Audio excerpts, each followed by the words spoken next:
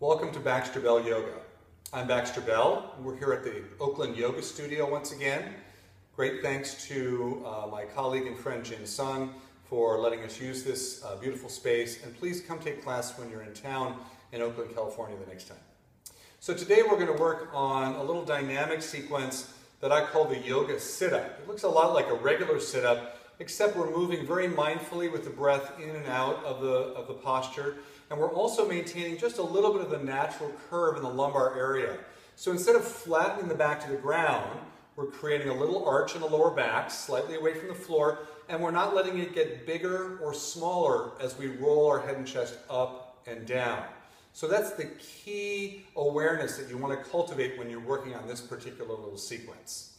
Okay, so let's actually take a look at it. We'll do a couple, and you can see if you're able to sense the pelvis staying very steady, the lower back maintaining its natural little arch, and rolling up and down a little bit. So it's not particularly difficult, but it does create some good strengthening in the front abdominal muscles, actually all the layers of the abdominals, including the deepest layer, the transversus abdominis.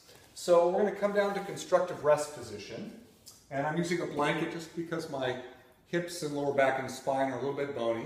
And then I might go ahead and let my lower back drop down to the floor for a moment. So when I do that, my pelvis rocks back, my tailbone turns up a little bit.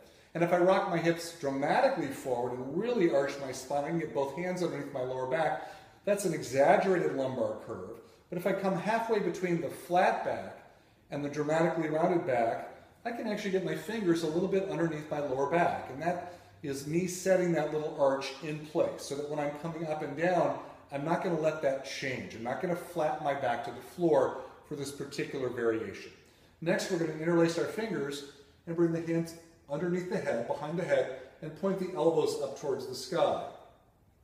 We're going to take a breath in to prepare to move, so inhaling. And then as you exhale, you're just going to roll the head and chest up a little bit toward the thighs while maintaining the arch of the lower back. On your next inhale, you're going to roll the shoulders and head back down.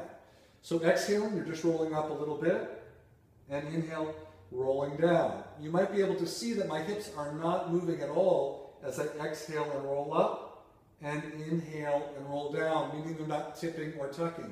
Let's do that 3 more times. Exhaling, rolling up, and inhaling, rolling down. Last 2 following your own breath.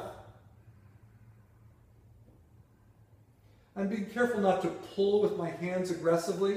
I'm pushing my head back into my hands so my neck stays pretty relaxed. And then when I'm done, I let my elbows come out to the side or release my hands. So again, it was all done with that little space maintained underneath my lower back without it getting bigger or smaller as I was moving. To exit, roll to one side, come up to sitting, and then just take a breath just to kind of let that little pattern of movement go.